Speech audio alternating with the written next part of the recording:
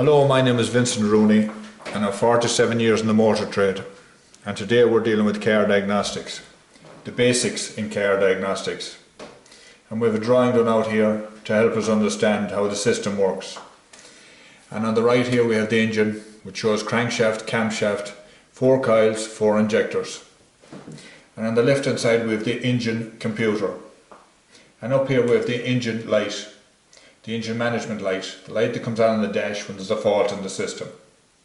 So when you turn on the key in your car, the engine computer does a complete check of all the components in the engine, and if it finds all the components are working properly, it will not turn on the engine management light in the dash. But someday you'll come out, you'll turn on your ignition, and the engine computer will do a complete check of the components on the engine, and it will find there's a fault in the system. And we'll say in this case there's a fault in number 1 cylinder, a misfire in number 1 cylinder. It will turn on the light in the dash, so you will see the light on in the dash, and you will take it into your mechanic, or my customer will take it into me, and I will take out my diagnostic tool and I will plug it into the 16-pin plug that's underneath the dash, and I will request the engine computer to give me out information in relation to the fault. And the engine computer will give me 2 pieces of information.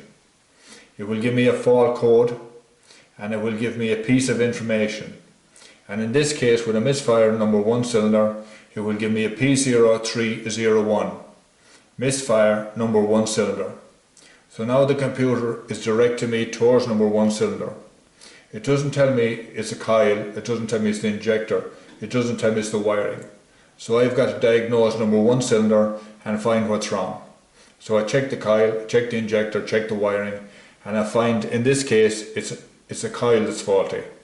So I get a new coil and I put it into number 1 cylinder, and in this case I will start the engine to see how it runs. So I start up the engine, I find the engine is running properly. Now I know the problem is repaired in the engine. But the light in the dash will still be on.